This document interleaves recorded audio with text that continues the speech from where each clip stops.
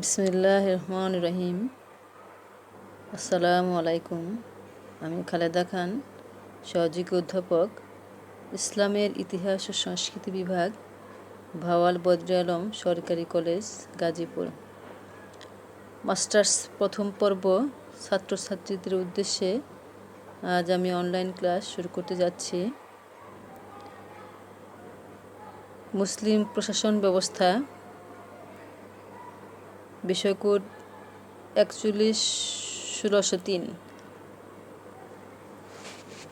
আলোচনা করব বা আলোচনায় থাকছে দিল্লি সালতানাতের কেন্দ্রীয় প্রশাসন ব্যবস্থা।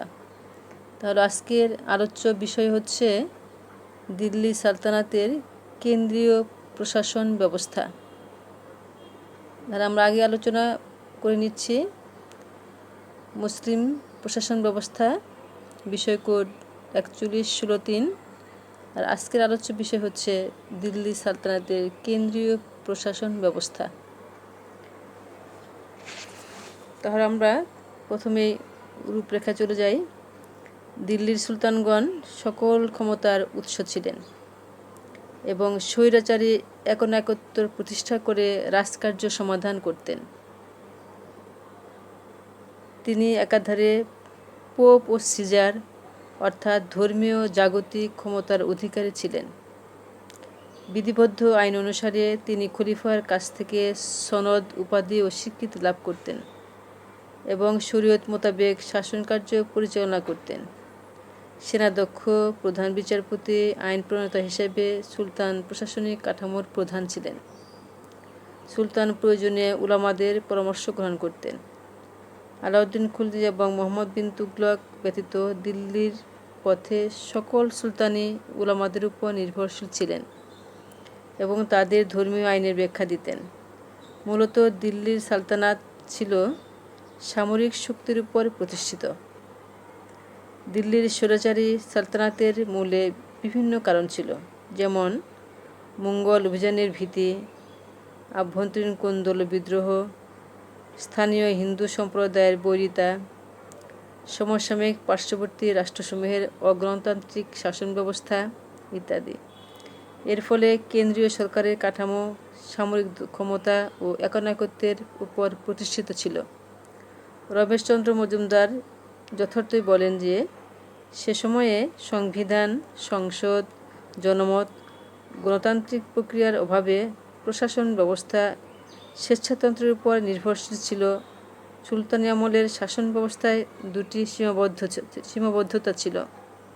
প্রথমত মুসলিম অভিজাত সম্প্রদায়ের প্রভাব ও প্রতিপত্তি, দ্বিতীয়ত উলামাদের বিরোধিতা এবং সশস্ত্র বিদ্রোহ। সুলতানের শাসন ব্যবস্থা প্রধানত দুই ভাগে বিভক্ত ছিল, এক কেন্দ্রীয়, দুই প্রাদেশিক। কেন্দ্রীয় শাসন সুদৃঢ় করার জন্য অনেকগুলো বিভাগ সৃষ্টি করা হয় এবং বিশ্বস্ত, দক্ষ, সৎ ও অভিজ্ঞ কর্মচারীদের নিয়োগদান করা হয়। অভিজাত বর্গের পরামর্শ গ্রহণের জন্য তারা মজলিস খলাওয়াত বা পরামর্শ সভা গঠন করেন। রাষ্ট্রীয় সমস্যা মোকাবেলার জন্য তাদের পরামর্শ গ্রহণ করা হতো, কিন্তু তাদের পরামর্শ বাস্তবায়নের সুলতান বাধ্য থাকতেন না। এই পরামর্শ সভা দুই ভাগে বিভক্ত ছিল, যেমন বারি খাস অর্থাৎ বিশেষ, একটা হচ্ছে বারি খাস, এটা হচ্ছে বিশেষ, অথবা উচ্চতর পরামর্শ পরিষদ, যাতে আমির, মালিক, খান, গোষ্ঠীভুক্ত অভিজাত বর্গ স্থান পেতেন। এবং বারি আম, এটা হচ্ছে সাধারণ পরামর্শ। বারি আম হচ্ছে সাধারণ পরামর্শ কক্ষ, যেখানে সুলতান বিচারকের দায়িত্ব পালন করে জনগণের অভাব অভিযোগ শুনতেন ও রায় দিতেন। উল্লেখ্য যে মুঘল যুগেও এ ধরনের পরামর্শ সভা লক্ষ্য করা যায়, যেমন দিওয়ানি খাস এবং দিওয়ানি আম।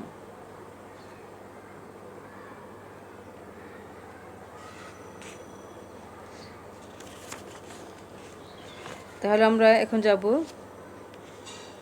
এরপর আসবে দিওয়ানি উজারত। এখানে কেন্দ্রীয় প্রশাসন ব্যবস্থার একটি কাঠামো, সেটা হচ্ছে দিওয়ানি উজারাত। এটা কি আমরা জানবো এখন। দিওয়ানি উজারাতটা কি? কেন্দ্রীয় প্রশাসনিক কাঠামোতে সুলতানের পরের স্থান ছিল উজির বা প্রধানমন্ত্রীর। সুলতানের প্রশাসনিক প্রতিনিধি হিসাবে সমস্ত শাসনযন্ত্রের উপর তার প্রত্যক্ষ ক্ষমতা ও দায়িত্ব অর্পিত ছিল। প্রধান উজিরের 3 ধরনের কর্মপ্রণালী ছিল।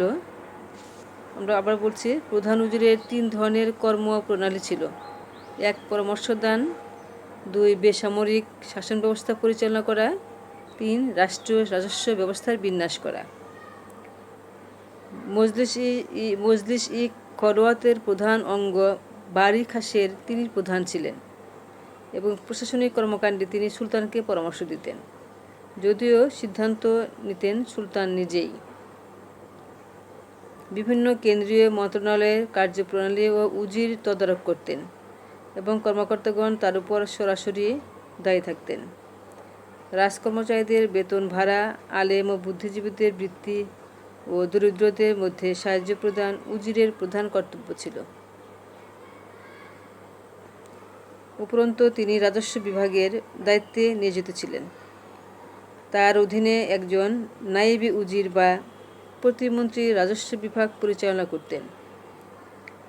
এছাড়া রাজস্ব বিভাগে আরও উচ্চপদস্থ রাজকর্মচারী কর্মরত ছিলেন, যেমন মুশরিক ই মামালিক, মুস্তাউফি ই মামালিক, নায়েব, ওয়াকুফ ইত্যাদি।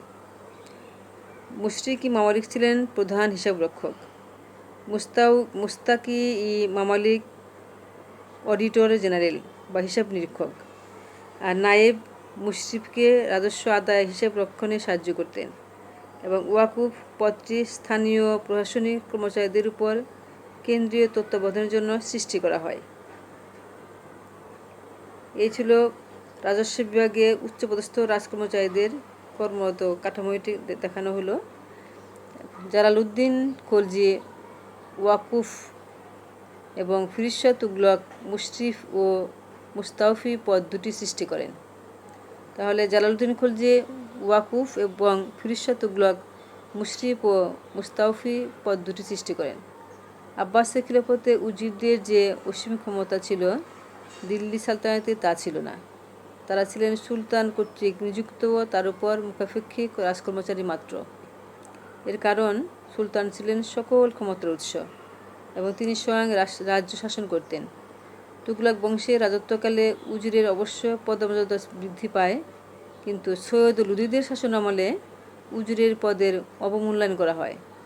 প্রভাবশালী ও বিত্তবান উমরাদের মধ্য থেকে উজির নিযুক্ত করা হতো এবং সুলতানদের উপদেষ্টা ও সাহায্যকারী হিসেবে কেন্দ্রীয় প্রশাসনে তিনি বিশেষ ভূমিকা পালন করতেন।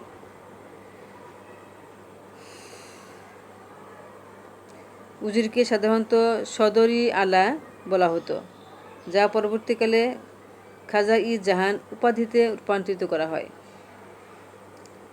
এরপর আসবে দিওয়ান-ই কাজা ও দিওয়ান-ই রিসালাত।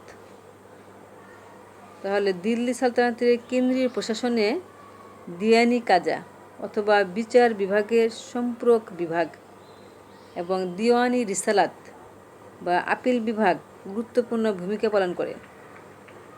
তাহলে দিওয়ান-ই কাজা হচ্ছে বিচার বিভাগ আর দিওয়ান-ই রিসালাত হচ্ছে আপিল বিভাগ। মূলত এ দুটি বিভাগ ধর্ম মন্ত্রণালয়ের অন্তর্ভুক্ত ছিল। এই মন্ত্রণালয়ের ভারপ্রাপ্ত প্রধান সদর আস-সুদুর অথবা সদর-ই জাহান নামে পরিচিত ছিলেন। দিওয়ান-ই কাজা ই মামালিক এর প্রধান দায়িত্ব ছিল ধর্ম বিষয়ে পরামর্শ দান, ধর্মীয় শিক্ষার তত্ত্বাবধানে উলামাদের প্রতি সম্মান প্রদর্শন। সদর আস-সুদুর একই সঙ্গে প্রধান আপিল আদালতের বিচারপতির দায়িত্ব পালন করতেন। সুলতানকে আইন সংক্রান্ত পরামর্শ, শরীয়তের যথার্থ প্রয়োগ, দেওয়ানি ও ফৌজদারি মামলার শুনানির উপর পেশকৃত আপিল পর্যালোচনা প্রভৃতি। এরপর আসলো দিওয়ানি ইনসা। এটা কি? উমাইয়া খিলাফতের দিওয়ানি রাসাইল সুলতানের আমলে দিওয়ানি ইনসা নামে পরিচিত ছিল। উমাইয়া খেলাফতে যেটা ছিল দিওয়ানি রাসাইল, সেটা সুলতানের আমলে আসলো দিওয়ানি ইনসা নামে। তাহলে সরকারি নথিপত্র সংরক্ষণ, ফরমানজারি, চিঠিপত্র আদান প্রদান এবং রাষ্ট্রীয় গোপন তথ্যের রক্ষণালয়ের এই বিভাগের বিশেষ দায়িত্ব ছিল। এই মন্ত্রণালয়ের ভারপ্রাপ্ত প্রধানকে দবির-ই-খাস বলা হতো। সুলতানের বিশ্বস্ত অনুচর এই দায়িত্ব লাভ করতেন এবং তিনি তার নিত্য সহচর ছিলেন, কারণ সুলতানের সমস্ত আদেশ নির্দেশ তাকে এবং তার সহকর্মীদের লিপিবদ্ধ করতে হতো।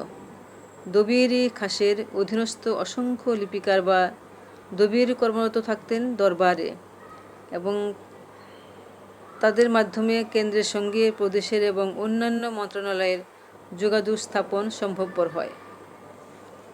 এরপর আসবে দিওয়ান-ই-আরজ। সুলতান আমলে সামরিক বিভাগে দিওয়ান-ই-আরজ নামে অভিহিত হয়, যা উমাইয়া ও আব্বাসের যুগে দিওয়ান-আল জুন্দ হিসেবে পরিচিত ছিল। এই মন্ত্রণালয়ের প্রধান ছিলেন আরজ-ই মামালিক।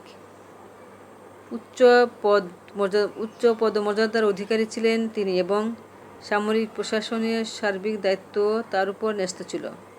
তাকে ইমাদ-আল-মুলক নামেও অভিহিত করা হতো। সৈন্যবাহিনী গঠন, প্রশিক্ষণ, বেতন-ভাতা প্রদান, পদোন্নতি বা পদচ্যুতি, রসদ সরবরাহ তার তত্ত্বাবধানে হতো। যুদ্ধক্ষেত্রে মালি গানিমাত সংগ্রহ করে শরীয়ত মোতাবেক বন্টনের দায়িত্ব তার উপর ছিল। এরপর আসবে দিওয়ান-ই-বারিদ।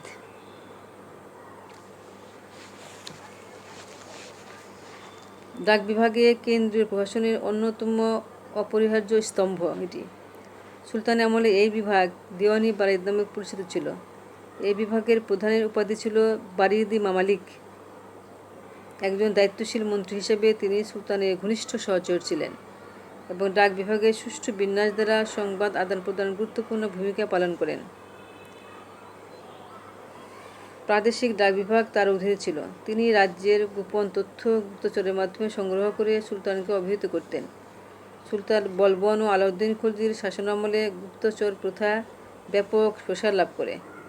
এছাড়া বারিদ-ই-মামালিক জনগণের অবস্থা, কৃষিকাজের অগ্রগতি, রাজস্ব আদায়ের বিভিন্ন প্রক্রিয়া, সরকারি কর্মচারীদের দুর্নীতি ও অর্থের অপচয়, ক্ষমতার অপব্যবহার প্রভৃতি বিষয়ে সংবাদ আহরণ করে সুলতানকে জানাতেন।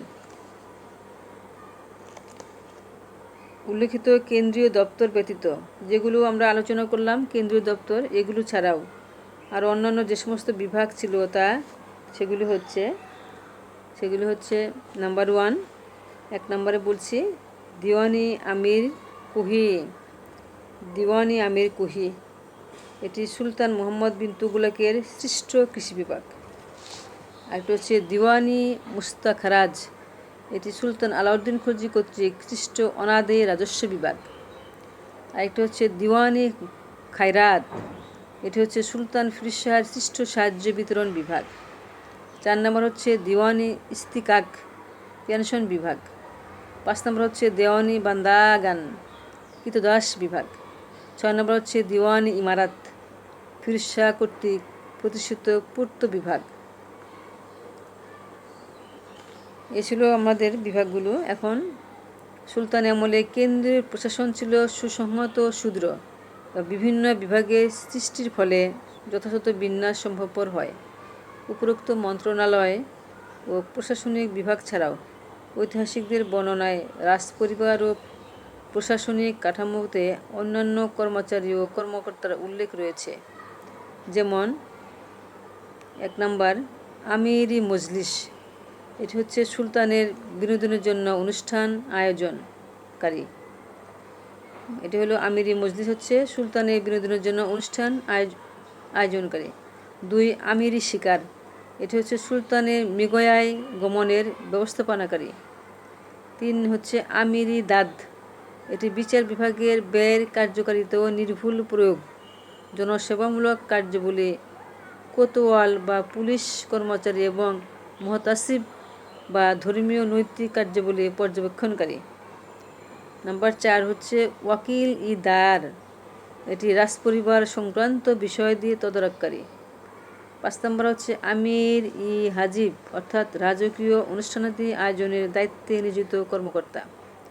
সুলতান মোহাম্মদ বিন তুগলকের শাসনামলে ফিরোজ শাহ আমির ই হাজিব পদে অধিষ্ঠিত ছিলেন। তার সহযোগী ছিলেন নকিব আল নুকাবা। 6 নম্বর হচ্ছে নায়েব আল মুলক, এটি সুলতানের রাজপ্রতিনিধি। সুলতান নাসিরুদ্দিন মাহমুদের শাসনামলে তার শ্বশুর গিয়াসুদ্দিন বলবন নায়েব আল মুলকের দায়িত্ব পালন করতেন। 7 নম্বর হচ্ছে খাজিন বা কুষাধ্যক্ষ। 7 নম্বর খাজিন বা কুষাধ্যক্ষ। 8 নম্বর হচ্ছে বাকশি ই ফৌজ, সামরিক দপ্তরের বেতন প্রদানকারী। 9 হচ্ছে কারখানার অধ্যক্ষ। 10 হচ্ছে টাকশালের অধ্যক্ষ। 11 হচ্ছে আমির-ই বহর বা নৌদক্ষ। এই ছিল দিল্লি সালতানাতের কেন্দ্রীয় প্রশাসনিক ব্যবস্থা। তাহলে আমরা দিল্লি সালতানাতের কেন্দ্রীয় প্রশাসন ব্যবস্থা সম্পর্কে জানলাম। এখানে আমরা পেলাম কি দিওয়ানিল উজারাত, দিওয়ান-ই কাজা ও দিওয়ান-ই রিসালাত, দিওয়ান-ই ইনশা, দিওয়ান-ই আরাজ, দিওয়ান-ই বারিদ। এই সমস্ত কেন্দ্রীয় দপ্তর ছাড়াও আরও পেলাম দিওয়ান-ই আমির কুহি, দিওয়ান-ই মুস্তাখারাজ, দিওয়ান-ই খায়রাত, দিওয়ান-ই ইস্তিকাক, দিওয়ান-ই বান্দাগান, দিওয়ান-ই ইমারাত। এইটা আমাদের মোটামুটি দিল্লি সালতানাতের কেন্দ্রীয় প্রশাসনিক ব্যবস্থা। আজকে পর্যন্ত থাক, আমরা আগামীতে অন্য টপিকসে চলে যাব। তোমরা সকলে ভালো থেকো, সুস্থ থেকো, নিরাপদে থেকো, এই আশা ব্যক্ত করে আজকের মতো এখানেই শেষ করছি। আল্লাহ হাফেজ।